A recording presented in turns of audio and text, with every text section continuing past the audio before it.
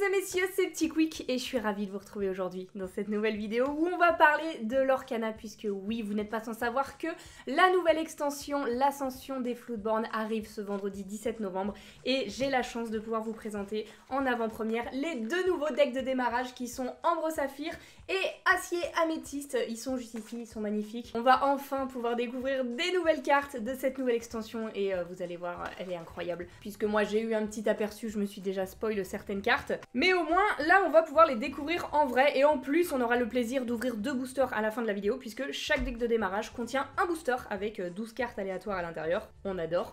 Et on va découvrir un petit peu les nouvelles mécaniques. On va commencer par le Acier Améthyste, couleur qui s'associe étonnamment. J'avoue que j'ai pas fait trop de decks Acier Améthyste avec les cartes du chapitre 1, mais bon, apparemment là il y a une synergie qui fonctionne puisque c'est ce qui est proposé par le deck de démarrage. Donc on va voir ce que ça donne. Pour rappel à ceux qui ne seraient pas initiés à l'Orcana, qui souhaiteraient s'intéresser au jeu ou à la collection, ou les deux d'ailleurs, il faut savoir que les decks de démarrage contiennent 60 cartes qui sont juste ici, mais il y a des doublons à l'intérieur. C'est pas fait pour les collectionneurs, c'est vraiment fait pour les joueurs, puisque ce paquet de 60 cartes est plutôt bien équilibré pour jouer au jeu, pour s'initier, c'est vraiment cool. Donc si vous voulez commencer à découvrir le jeu avec les decks de démarrage, c'est parfait. Il y a tout ce qu'il faut à l'intérieur, on a le deck, on a le booster pour le plaisir quand même d'ouvrir des cartes aléatoires et d'avoir des trucs sympas à l'intérieur. On a les petits jetons dommages et le petit jeton compte l'or là pour compter les lores sur le tapis de jeu qui est ici. Est-ce que c'est le même qu'en chapitre 1? J'ai pas l'impression, il me paraît plus bleuté, l'autre me paraissait plus violet. Je dis peut-être des bêtises mais j'avoue que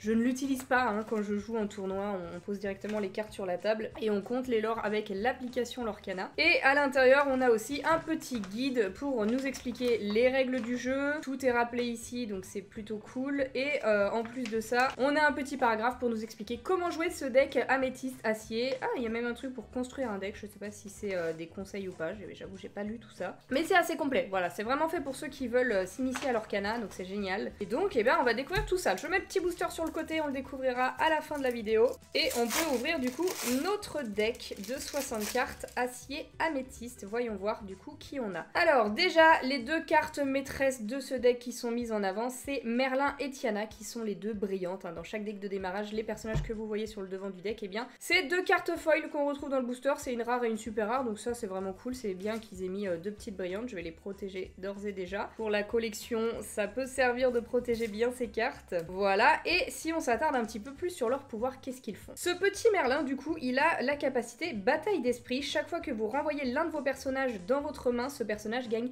+1 de l'or pour le reste du tour. Et ça, vous allez voir que ça combotte avec plein de cartes Madame Mime. Je pense qu'il y en a dans ce deck de démarrage, puisqu'on va avoir plein de cartes qui vont nous faire remonter des cartes dans notre main, les mettre dans la défausse, les bannir, etc. Et ce qui fait que ce Merlin va devenir très puissant pour pouvoir lorer à plus que 1, parce que de base, il a des stats pas ouf, mais c'est la capacité qui est intéressante à combiner avec d'autres cartes. Donc ça, on va voir avec les autres cartes qui sont dans le deck, mais ça peut être très cool. Et la deuxième carte, c'est cette Tiana qui arrive avec la nouvelle capacité de l'Ascension des Floodborn qui n'existait pas en chapitre 1, c'est la capacité résistance. Donc elle a la capacité résistance +2 et ça veut dire que les dommages qui lui sont infligés sont réduits de 2. C'est-à-dire que si vous venez défier Tiana avec un de vos personnages qui inflige 3 de dégâts par exemple, eh bien elle va pas rester à un seul point de vie, elle va en absorber 2 directement. Donc ça fait qu'au lieu de prendre 3 dégâts, elle en prendra que 1. Donc c'est une capacité plutôt très forte, hein. Je pense résistance ça va être très utile sur cette nouvelle extension. Et elle a en plus le succès dépend de toi. Tant que ce personnage est épuisé et que vous n'avez aucune carte en main, vos adversaires ne peuvent pas jouer de carte action. Ça peut être fort sur le papier, mais j'avoue que ça reste très situationnel je pense, et ne pas avoir de carte en main c'est quand même un handicap. Donc c'est pas une capacité qu'on a envie d'utiliser vraiment quoi. Si on arrive à être sans carte en main, pourquoi pas, mais en général on n'est pas bien dans le jeu quand on n'a plus de carte en main, donc voilà, pourquoi pas. Mais ce qui est très intéressant surtout, c'est la capacité résistance, et j'espère qu'on va avoir d'autres cartes dans ce deck qui ont la capacité résistance. Déjà, on a ce petit zip qui est une carte 1-2-2 pour 1 de l'or qui est magnifique, je l'adore. Elle a pas de capacité, c'est vraiment la même chose que Archimède dans le chapitre 1, mais juste moi je trouve l'illustration encore plus belle, donc c'est génial qu'on a en 3 exemplaires. Ensuite, on a un Docteur Facilier qui a insaisissable, pas mal pour 4, 4-2, statistique sympa. Avec insaisissable, ça fait toujours plaisir, on en a 2 dans le deck. Ensuite, on a ce magnifique AA. La carte est juste sublime, je l'adore, il est trop beau. Et du coup, lorsque ce personnage est banni via un défi, renvoyez-le dans votre main. Et ça, c'est très fort, ça c'est très fort, et je pense que ce AA sera joué puisque ça combotte avec Merlin, encore une fois, vous voyez. Chaque fois que vous renvoyez l'un de vos personnages dans votre main, ce personnage gagne +1. Il suffit que vous alliez défier quelqu'un avec AA, il a qu'un de volonté, donc il va se faire bannir probablement à chaque défi qu'il fera. Il revient dans votre main, et du coup, Merlin, il a tout de suite un de l'or en plus, donc ça, c'est une carte qui combat et c'est vraiment cool. Donc AA, on l'a en 3 exemplaires. Ensuite, on a ce Cusco Lama recherché. Lorsque ce personnage est banni, vous pouvez piocher une carte. Il suffit d'aller défier les adversaires, il a 2 de volonté, bon, il met pas beaucoup de dégâts, mais il est banni, ça vous permet de piocher une carte, de mettre un petit peu de dégâts aussi à l'adversaire, donc c'est cool, on l'a en 3 exemplaires aussi. Cette carte-là, très très puissante, c'est une des cartes maîtresses aussi de ceux qui vont jouer le combo Merlin Madame Mime, puisque Madame Mime en renard, à la poursuite du lapin, lorsque vous jouez ce personnage, bannissez-le ou renvoyez l'un de vos autres personnages en jeu dans votre main. Et en plus, elle a la capacité charge, elle a 4 de force et 3 de volonté. Vraiment, je pense que là, ça va faire des combos à fond. Même si sur le papier, ça peut être handicapant de renvoyer un de ces personnages dans la main, mais avec des petits personnages, vous le jouez, ça fait un pouvoir quand il rentre en jeu ou quoi, je pense qu'il y en a d'autres, ça va vraiment comboter, j'ai pas toutes les cartes là en tête comme ça, mais gardez en tête que ça, c'est une carte très puissante dans le deck Merlin Madame Mime. On a une autre Madame Mime en serpent cette fois-ci. Lorsque vous jouez ce personnage, bannissez-le ou renvoyez l'un de vos autres personnages en jeu dans votre main. Ça ressemble beaucoup à la carte d'avance, sauf qu'elle n'a pas la capacité charge, donc elle peut pas défier le tour où elle est jouée. Elle a un coût un petit peu moindre puisqu'elle coûte que 2, et par contre elle a aussi une force réduite de 1, mais bon, ça va comboter aussi, on l'a en 3 fois, c'est une carte peu commune, donc peut-être plus facile à avoir aussi pour jouer la synergie. Ensuite, on a Merlin en crabe. Lorsque vous jouez ce personnage et lorsqu'il quitte la zone de jeu, choisissez un autre personnage, enfin un personnage, il gagne offensif plus 3 pour le reste de ce tour. Donc ça, voilà, ça combote parfaitement, et vous, à chaque fois que vous le jouez, eh bien, vous donnez plus 3 de force à l'un de vos personnages, et même il suffit de le retirer, par exemple, vous avez ça en jeu, vous jouez la Madame Mime Renard avec charge qui va pouvoir aller défier quelqu'un, et vous décidez de renvoyer Merlin dans votre main, Merlin en crabe, et bien, vous pouvez donner tout de suite plus 3 à un personnage, ou directement à Madame Mime, hein, pourquoi pas, hein, vous lui donnez plus 3 et après elle va défier. C'est tout à fait faisable, et du coup, voilà, là vous commencez à voir un petit peu la synergie et le combo de ces cartes améthystes. On a également Merlin en chèvre. Attention, j'arrive. Lorsque vous jouez ce personnage et lorsqu'il quitte la zone de jeu, gagnez un éclat de l'or. Voilà, exactement ce que je disais. Dès que vous le jouez, dès qu'il quitte la zone de jeu, ça fait des effets à chaque fois que ça vient et que ça repart. Donc c'est l'intérêt de jouer, de reprendre en main, de défausser. Dès que ça va sur le board, dès que ça quitte le board, ça fait des effets intéressants. Là, notamment gagner un de l'or. Très forte cette carte, très très cool aussi, j'aime beaucoup. Ensuite, on a Merlin en lapin. Lorsque vous jouez ce personnage et lorsqu'il quitte la zone de jeu, vous pouvez piocher une carte. Donc la même chose qu'avant, mais cette fois-ci c'est pour piocher. Très intéressant de piocher dans l'Orcana. Ensuite, on a Merlin en écureuil. Lorsque vous jouez ce personnage et lorsqu'il quitte la zone de jeu, regardez la première carte de votre pioche, remettez-la soit sur le dessus de votre pioche, soit en dessous. C'est un effet pas négligeable pour 2 d'encre. Franchement, c'est pas mal du tout. On l'a en 2 exemplaires. Ensuite, ils nous ont remis quelques cartes du chapitre 1. C'est peut-être embêtant pour ceux qui collectionnent, qui avaient déjà toutes ces cartes du chapitre 1, mais je pense que c'est parce que la synergie fonctionne bien. Gel qui n'était pas trop joué avec seulement les 204 premières cartes, je pense que là ça peut servir. Choisissez un personnage adverse et épuisez-le. On verra si ça s'utilise. C'est une carte qui n'est pas ancrable et c'est pour ça qu'elle n'était pas jouée en chapitre 1. Mais du coup, elle est dans ce nouveau deck de démarrage. On a également en action, choisissez un personnage épuisé, il ne se redressera pas au début de son prochain tour, ça peut servir. C'est dommage que ce soit pas une chanson qu'on aurait pu chanter, mais bon, c'est une action qui coûte que 1, donc c'est pas mal, on en a 2. Et ensuite, du coup, on va passer aux cartes acier. Du coup, je vous ai présenté toute la synergie et le combo des cartes acier avec Merlin et Madame Mime, et c'est ça qui est hyper intéressant qu'ils ont mis en place. Et j'ai trop hâte de découvrir la mécanique, de jouer un petit peu avec pour voir ce que ça donne. Et du coup, ils ont décidé d'associer cette couleur améthyste avec la couleur acier, parce que je pense que ça doit se combiner pas mal. Voyons voir ce que font les cartes acier. Déjà, on a cette magnifique bête gargouille qui est juste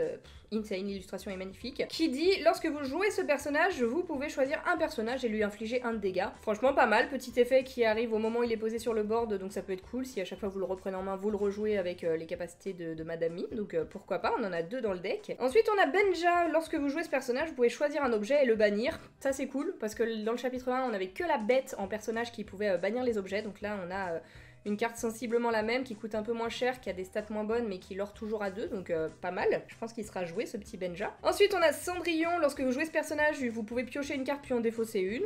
C'est bien, ça fait du contrôle de pioche. Ellie le Bœuf, qui est une carte qui a beaucoup de volonté. Ça va être un peu plus compliqué de la bannir, surtout si elle a résistance via d'autres cartes. Je pense que dans les cartes action, on aura ce genre de choses. Qui lore quand même pour 2, seulement pour 4 d'encre. Elle fait pas beaucoup de dégâts avec sa force, mais je pense que ça va être une carte pas mal aussi en vanilla comme ça. On a ce beau Hercule aussi qui n'a pas de pouvoir, qui est une 2-2-3 pour 1 de l'or. Voilà, donc rien à dire, hein, c'est juste une carte qui est sans pouvoir. Derrière, on a Kronk qui coûte 6 d'encre, ok. Voyons voir ce que fait ce Kronk. Il a 4 de force, 5 de volonté, il l'or pour 2 et il a résistance 1. Voilà, la capacité résistance qu'on retrouvait sur Tiana, elle est aussi sur Kronk ici. Et lui, lorsque ce personnage en bannit un autre via un défi durant votre tour, vous pouvez choisir un personnage et lui infliger 2 de dommages.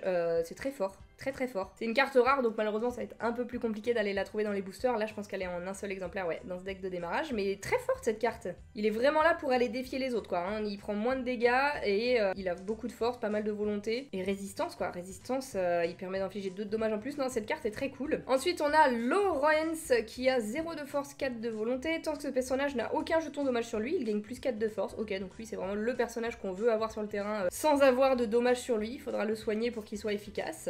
Derrière, on nous a remis une petite Lilo du chapitre 1 en 3 exemplaires, ok. Prince Eric, qu'on avait aussi en chapitre 1, qui est une carte très jouée, hein, globalement dans les decks acier, elle était tout le temps là, puisque offensif plus 2, ça permettait dès le tour 2 d'avoir un personnage qui mettait la pression avec 3 de force sur le board, et donc qui pouvait gérer à peu près toutes les cartes adverses du tour 2. Ensuite, on a Naveen, qui est une carte sans pouvoir, avec des stats correctes pour une carte sans pouvoir, mais bon voilà. Généralement, c'est pas les plus intéressantes à jouer dans un deck construit, mais pourquoi pas. Ensuite, on a le chasseur qui est une nouvelle carte rare.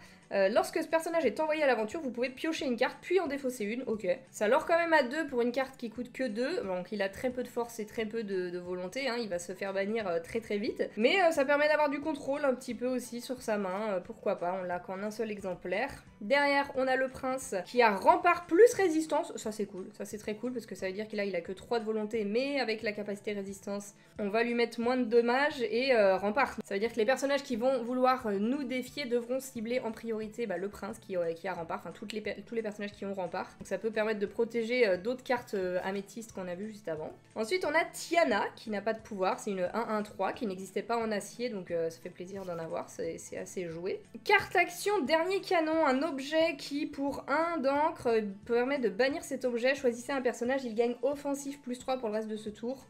Je suis pas sûre que ce soit très joué cette carte, heureusement que c'est ancrable. Mais bon, ça coûte, faut bannir l'objet, donc on peut pas s'en resservir. Là, sur le papier, je la trouve pas très forte, hein. On l'a en 2 exemplaires, et on termine avec l'armure de souris qui permet de choisir un personnage qui gagne résistance plus 1 jusqu'au début de votre prochain tour. Ça c'est pas mal, dommage qu'elle soit pas ancrable, sinon ça aurait été incroyable. Mais ça va permettre de protéger des personnages que vous voulez garder sur votre board un petit peu plus longtemps avec résistance, et en plus vous pouvez le faire à chaque tour, parce que là on n'est pas obligé de bannir l'objet.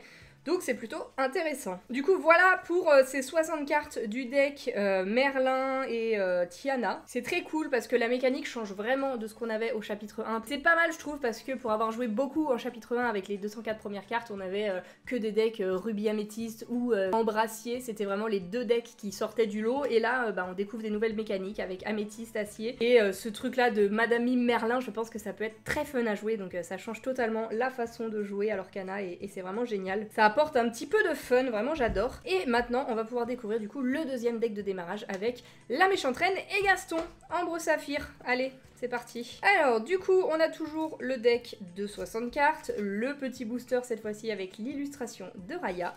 J'ai toujours les deux, hein, on les ouvrira juste après, ne vous inquiétez pas, ne soyez pas impatients. Et on va maintenant découvrir la mécanique du deck Ambre Saphir.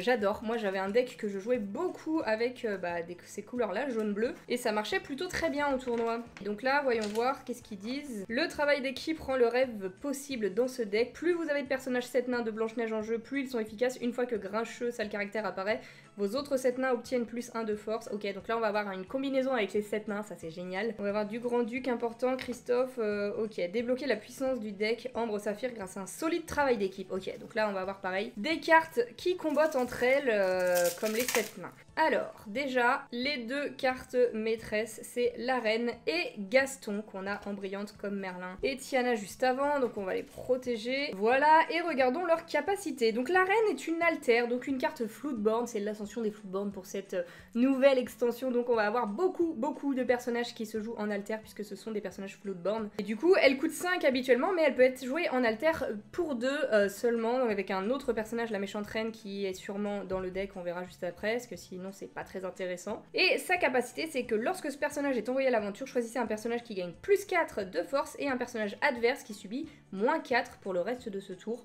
Globalement, c'est très fort, hein. C'est fait à chaque fois qu'elle part à l'aventure, donc on n'est pas obligé de choisir entre défier ou aller lorer, parce que bah là, clairement, avec celle-ci, on va aller prendre du lore, puisqu'elle a 2 éclats à chaque fois qu'elle part à l'aventure, et elle va donner sa force à un autre personnage qui pourra défier et gérer un petit peu le board adverse, c'est vraiment cool. Et le petit Gaston, qui est également un Floodborn alter qu'on peut payer pour 4, donc là, c'est une carte qui coûte 6 et qui n'est pas ancrable, malheureusement, mais du coup, son pouvoir pour 4, en alter, hein, si on la joue pour 4, lorsque vous jouez ce personnage, regardez les 3 premières cartes de votre pioche, vous pouvez ajouter l'une d'elles à votre main et remettre le reste sous votre pioche dans l'ordre de votre choix.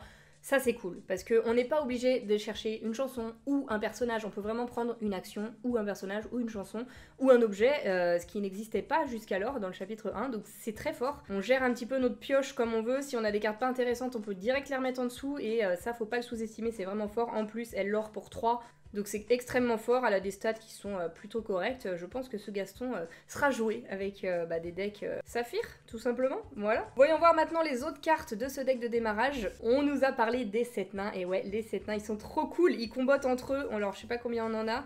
J'ai pas l'impression qu'on en ait énormément. Ah si, il y en a pas mal après. Ok, on va voir les 7 nains, chacun leur tour. À commencer par Timide. Timide qui est un nain qui coûte 4, qui a 2, 5, qui lore pour 3, c'est énorme. Mais par contre, ce qui est génial, ça va avec l'histoire de Blanche-Neige et le caractère des nains. Puisqu'il est timide, on doit avoir un autre personnage 7 nains en jeu pour pouvoir envoyer celui-là à l'aventure et faire 3 éclats de lore. Est-ce que c'est pas génial en vrai? C'est vraiment génial. Il suffit que vous mettiez plusieurs timides sur le board et ça marche. Et du coup, vous pouvez directement lorer pour 6 à votre tour si l'adversaire ne vous les bannit pas. Mais 5 de volonté, franchement c'est plutôt correct, hein. Il va résister à pas mal de défis, donc timide il est plutôt cool. Derrière on n'enchaîne pas avec un nain, c'est Jean-Christophe. Si vous avez au moins 2 autres personnages en jeu, lorsque vous redressez ce personnage, gagnez 2 éclats de l'or. Oh c'est incroyable. Ah ouais, c'est-à-dire que lui à chaque début de tour, il va lorer, si on a d'autres personnages sur le board, et en plus il va repartir à l'aventure pour relorer pour 2, donc c'est une carte qui peut potentiellement lorer pour 4 à chaque tour. Ah ouais, ça c'est incroyable. Si on le combatte avec d'autres couleurs en plus, genre le rouge, où je sais qu'il y a des boucliers de vertu, où il y a genre le fou qui permet de redresser un personnage à chaque fois qu'on joue le fou, ça permet de relever Jean-Christophe et de lorer à chaque fois, tu gagnes 2 éclats de l'or, c'est incroyable. Cette carte est très forte, elle sera jouée c'est sûr. C'est une carte rare du coup, Jean-Christophe Aventurier, mais c'est cool qu'il l'ait mis dans ce deck de démarrage, c'est génial. Ensuite on a Joyeux, qui est un nouveau nain qui lui donne soutien à un autre personnage, donc qui lore pour 2, et à chaque fois qu'il va partir à l'aventure, il va pouvoir donner sa force à un autre personnage, donc potentiellement un autre nain ou un autre, peu importe quel autre personnage finalement, pour aller gérer le board adverse, c'est cool. Ensuite on a Prof, lorsque ce personnage est envoyé à l'aventure, le prochain personnage que vous jouez durant ce tour vous coûte 1 de moins.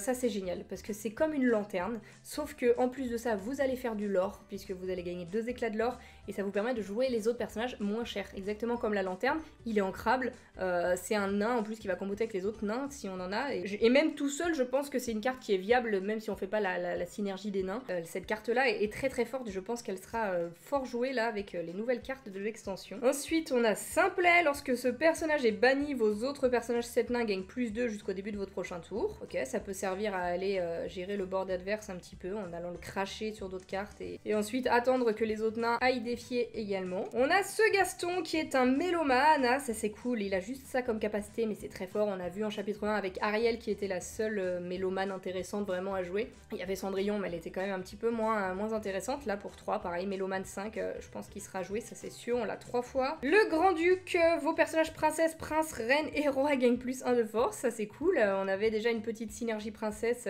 auquel s'ajoute le Grand-Duc. Avec Vaiana, Mini Princesse, tout ça, ça peut servir, Cendrillon aussi. Ensuite, on a Grincheux, vos autres personnages 7 nains gagnent plus 1 de force, donc ça c'est trop fort. Combiné à la stratégie nain, il est obligé d'être joué, hein, évidemment. Ensuite, on a Joyeux, bon, on l'a déjà vu, il n'était pas avec l'autre, mais on l'a déjà vu. Le Fou, qu'on avait en chapitre 1, si vous avez un personnage Gaston en jeu, ce personnage vous coûte 1 de moins. Il n'était pas beaucoup joué, en tout cas pour son pouvoir en chapitre 1, mais pour ses stats intéressantes, l'aurer pour 2 ou tour 2, c'est toujours cool. Je sais pas si on a des Gastons vraiment, puisque le Gaston qu'on a vu tout à l'heure, c'était un... Ah oui, si, bah oui, on a ce Gaston-là, puis plus le Gaston alter, là. En fait, je viens de voir que ce Gaston pourrait être joué, en fait. Sur ce Gaston-là, ah ouais, ok, je comprends, j'avais pas fait attention vu que c'était pas la même couleur d'encre, mais on peut très bien jouer en alter le Gaston Saphir sur un Gaston ambre, hein, ça marche très bien, donc forcément le fou là il a sa place dans ce deck de démarrage. Ensuite on a Dormeur qui a une capacité rigolote puisque ça va pareil que Timide avec l'histoire de Dormeur, vu qu'il est tout le temps fatigué, bah il arrive en jeu, il est direct épuisé. C'est très nul hein, comme capacité, ça n'a pas beaucoup d'intérêt puisque votre adversaire va avoir tendance à vouloir vous le défier et vous empêcher de lorer pour 2, mais Ça peut faire une sorte de rempart, voilà, puisque votre adversaire va se dire « Ah, faut quand même que j'aille le taper avant qu'il ore pour 2 », mais c'est rigolo, c'est vraiment rigolo. Ensuite, on a Hachoum. Lorsque vous jouez ce personnage ou un autre personnage 7 nains, vous pouvez choisir un personnage qui subit -1 de force pour le reste de ce tour. Et bah ça peut être utile pour aller défier des personnages sans prendre de dégâts. Il suffit qu'on joue plein de nains d'un seul coup, ça peut être vraiment cool. Ensuite, on a Blanche-Neige. Lorsque vous jouez ce personnage, vous pouvez choisir un personnage et lui retirer jusqu'à 2 jetons dommages. Donc c'est un petit personnage qui soigne mais qui n'a pas la capacité de réponse qui nous permettait de piocher en chapitre 1, hein, mais bon ça aurait été trop cheaté sinon. Mais ça peut être utile. Ah, la voici, la fameuse reine, carte sublime du coup sur laquelle on va pouvoir jouer en alter, la reine que je vous ai présentée juste avant, celle-ci. Elle coûte 5 habituellement mais on peut la jouer pour 2 par exemple en la posant par-dessus cette reine qui n'a pas de pouvoir. Sa seule utilité vraiment ça va être d'arriver sur le terrain pour pouvoir jouer celle-ci dès le tour 2 et avoir directement une carte qui coûte 5 normalement, qui a des pouvoirs intéressants au tour 2, et bien c'est toujours très très cool. Donc des reines comme ça, on en a 3. Ensuite, carte action, peignons les roses en rouge, c'est une chanson, choisissez jusqu'à 2 personnages, ils subissent -1 de force pour le reste de ce tour, et permet de piocher une carte, ça c'est fort. Ça permet de piocher plus de faire -1 de force à un personnage adverse, non c'est cool. Génial, peignons les roses en rouge, ça sera joué c'est sûr, en plus c'est une chanson, donc c'est vraiment cool. Ensuite, ils nous ont remis la belle inventrice du chapitre 1, qui vous permet... Lorsque ce personnage est envoyé à l'aventure, de jouer un objet pour 1 de moins. Ok, ça alors pour 2 à chaque fois. Il y avait une petite... il y avait quelques decks comme ça qui jouaient sur les objets, mais je pense que c'était pas assez viable pour être vraiment dans la méta au chapitre 1. Mais peut-être que là, ça le sera avec les nouvelles cartes. Donc ils ont remis Belle pour ce combo. Ensuite, on a Cruella d'Enfer. Durant votre tour, ce personnage gagne insaisissable, donc ça permet d'aller taper les insaisissables. Surtout qu'il y a pas mal de nouveaux personnages qui ont la capacité insaisissable là, dans cette nouvelle extension. Donc Cruella pourra aller les défier. Ensuite, on a Flaversham, je connais pas son nom, je suis désolée, je sais pas dit, le détective privé, c'est pas mon Disney préféré. Mais du coup, lui il a une capacité intéressante parce que lorsque vous jouez ce personnage ou lorsque vous l'envoyez à l'aventure, vous pouvez bannir l'un de vos objets pour piocher 2 cartes. Et c'est là qu'on va avoir le combo avec la belle inventrice, puisque bah, là on va jouer des objets avec Belle, avec lui on va bannir des objets pour pouvoir piocher des cartes. Ça c'est toujours intéressant et je pense qu'il y a d'autres cartes qui combattent avec les objets, on va voir juste après. Là on a Julie Hopps, lorsque vous jouez ce personnage, vous pouvez choisir un objet et le bannir, son propriétaire pioche une carte. Soit on bannit un objet adverse qui nous embête, qui est très fort, et dans ce cas là, bon, l'adversaire il peut piocher une carte, mais au moins il a plus son objet, ou soit bah, vous le faites sur vos propres objets. Je pense qu'il y a des objets qui quand ils rentrent en jeu ils sont utiles et puis après ils le sont plus. Et donc bah ça permet de vous faire piocher des cartes tout simplement. Ensuite, on a Maître Hibou, qui est une carte pour 1, 2, 2, la classique qu'on joue tour 1, qui a pas de pouvoir, mais qui est là pour mettre un petit peu en place le board, il est très très beau. Ensuite, on a Philoctète qui était là au chapitre 1, qui donne soutien, et ça c'est pas inintéressant du tout, c'est même très fort d'avoir un personnage à 2 qui permet d'aller donner 3 de force à un autre personnage, c'est vraiment cool. Derrière, on a Nock, Esprit de l'eau, qui a la capacité hors d'atteinte, donc il peut pas être ciblé par les cartes actions de l'adversaire ou les trucs qui doivent cibler un personnage, et bien Nock ne pourra pas être ciblé, mais bon, il a pas des stats incroyable hormis ça, donc à voir si ce sera joué ou pas. Ensuite, on a ce petit Winnie qui est déjà trop beau et je pense très fort, puisque lorsque ce personnage est envoyé à l'aventure, vous pouvez placer une carte de votre main dans votre réserve d'encre face cachée. Donc ça permet de ramp, c'est-à-dire d'avoir beaucoup de cartes dans sa réserve d'encre, et plus on a de cartes dans sa réserve d'encre, plus on va pouvoir jouer des cartes puissantes plus vite que son adversaire. Et ça, c'est pas inintéressant, et en plus, on peut le faire à chaque tour. Donc, c'est plutôt intéressant. Le problème, c'est que ça vient pas de notre pioche, ça vient vraiment directement de notre main. Donc, il faut avoir suffisamment de cartes en main pour pouvoir se défausser et mettre dans sa réserve d'encre. Mais c'est quand même une petite carte qui l'or pour 2, et puis on n'est pas obligé de le faire. Donc, à chaque fois, si ça nous intéresse de le faire, de se débarrasser d'une carte qui serait non ancrable, ce genre de choses, je sais pas si les cartes sont puissantes, mais voilà, ça peut permettre de vider sa main de cartes qui nous intéressent pas et de les mettre directement en encre. Donc j'aime bien ce petit Winnie. Derrière, on a 4 douzaines 2 qui est une chanson pour 4, donc ça c'est cool, et vos personnages gagnent résistance plus 2 jusqu'au début de votre prochain tour. C'est très fort.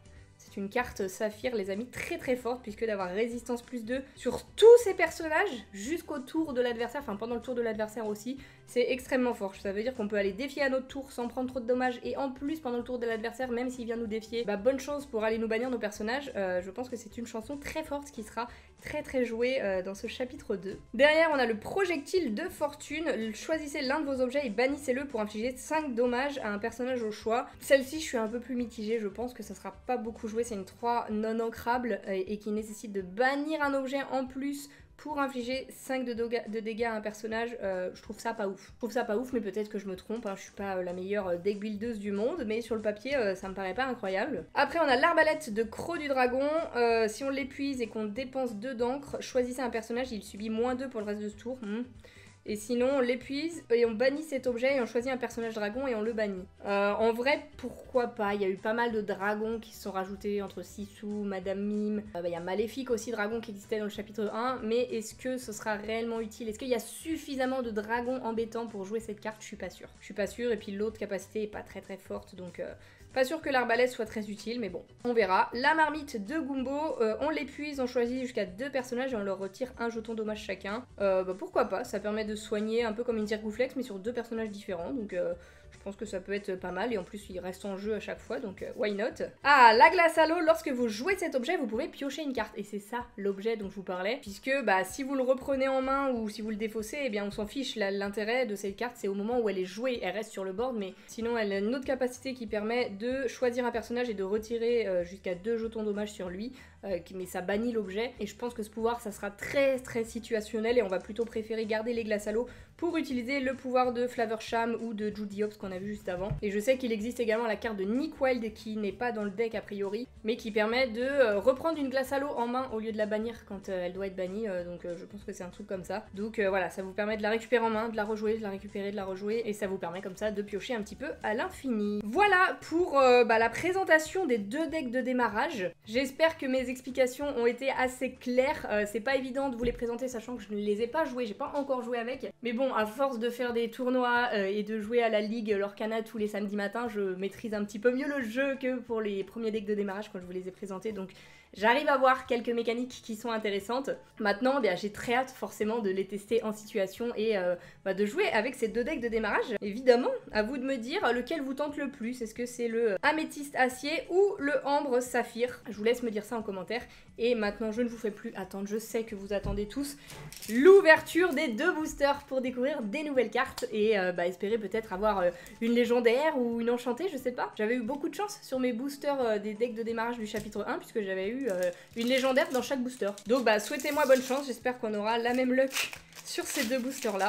Let's go, c'est parti. Alors, on commence avec Maître Hibou qu'on avait dans le deck de démarrage, donc malheureusement pas une nouveauté, on la découvre pas.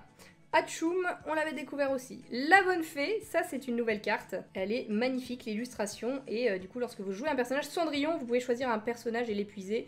Donc voilà, ça jouera avec des decks Cendrillon, à voir. Madame de Trémène, lorsque vous jouez ce personnage, chaque adversaire ayant plus d'éclats de l'or que vous perd un éclat de l'or. Pourquoi pas, en vrai c'est rigolo. À jouer en multi, ça peut être sympa. Gaston, tant qu'un adversaire n'a plus de carte en main, ce personnage gagne +3, ok. Très situationnel aussi, mais pourquoi pas. Prince Navine, qu'on avait déjà découverte.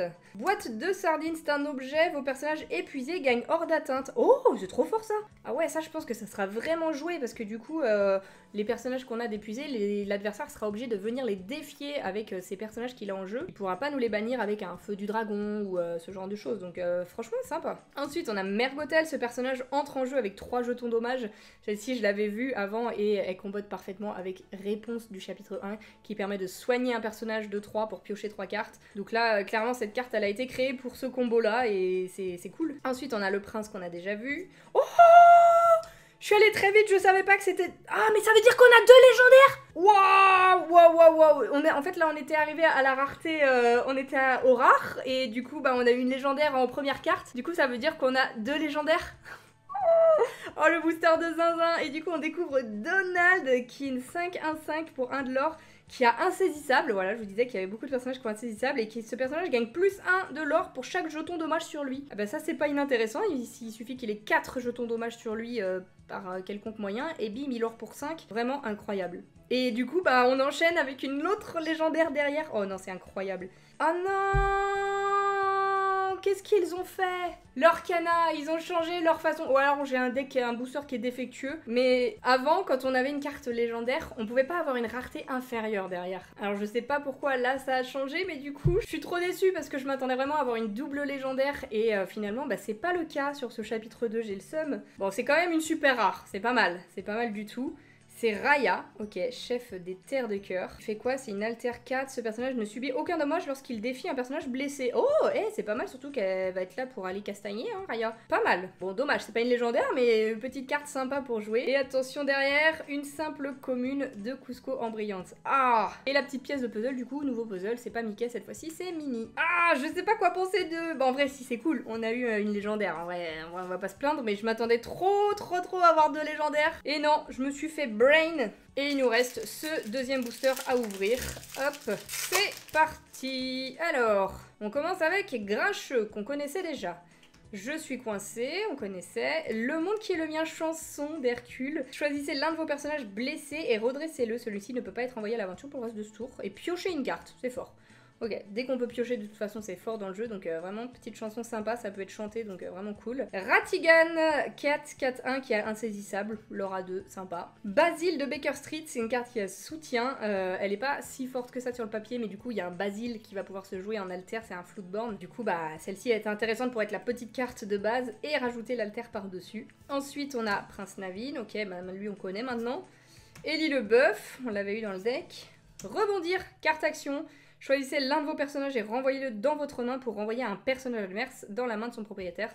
Ça peut être cool avec la synergie des Madame Mime et tout, ça peut être sympa. Derrière, c'est à nouveau une peu commune de Pinocchio qui est trop beau, alter pour 3. Et lorsque vous jouez ce personnage, vous pouvez choisir un personnage, soit un objet coûtant 3 ou moins, et le renvoyer dans la main de son propriétaire. Je sais pas si ça sera trop joué, mais la carte est belle. La carte est belle en tout cas. Derrière, on commence avec une super rare. Ok, bah j'espère qu'on a au moins une super rare derrière. Alors, la reine déguisée en mendiante, incroyable. Choisissez une carte personnage et défaussez-la. Vous gagnez le nombre d'éclats de l'or égal à la valeur d'éclats de l'or du personnage défaussé. C'est trop fort ça! Non mais attendez, je suis en train d'halluciner là ou...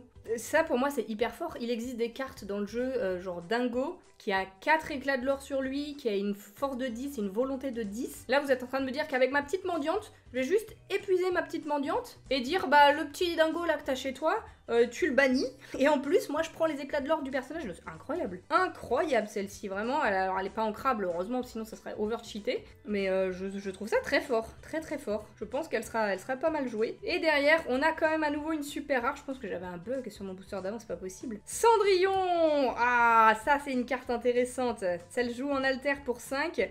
Elle a résistance plus 2, on a vu que ça c'était fort. Et lorsque vous jouez une chanson, ce personnage gagne. Ce personnage peut défier des personnages redressés. Et ça c'est très fort, nouvelle capacité de cette extension, puisqu'on peut enfin défier des personnages qui sont redressés. Avant on pouvait aller défier que des personnages qui étaient épuisés, donc inclinés sur le côté. Et là on a des cartes comme Cendrillon qui permettent d'aller défier des personnages redressés. Et ça c'est cool, ça va empêcher l'adversaire d'aller lorer sur des cartes qu'il vient de poser et qui sont en train de sécher. Ça peut être très fort. Et on termine avec une peu commune en brillante de la fée bleue. Et du coup voilà, on a une nouvelle pièce de Minnie. Et du coup voilà, mesdames et messieurs, pour la présentation de ces 2 decks de démarrage. J'espère que ça vous aura plu, j'espère que vous découvrez des nouvelles mécaniques et que comme moi, vous avez vraiment hâte de les tester pour jouer des nouveaux decks et tout. Changer enfin cette méta rubis améthyste et ambre acier à laquelle je participais grandement avec mon deck acier à ambre. Mais bon, là, il y a plein de nouvelles portes qui s'ouvrent à nous pour créer des nouveaux decks, des nouvelles mécaniques, des trucs plus fun, Enfin vraiment, ça change tout, toutes les cartes sont rebattues. Et c'est génial. Merci Ravensburger, merci Lorcana. Amusez-vous bien, mesdames et messieurs. Et du coup, je compte sur vous. Si la vidéo vous a plu, pour laisser le petit pouce bleu et vous abonner, ça fait toujours plaisir. Et je vous annonce d'ailleurs d'ores et déjà que vous pourrez retrouver une ouverture d'une display complète dès vendredi matin sur ma chaîne YouTube. Donc,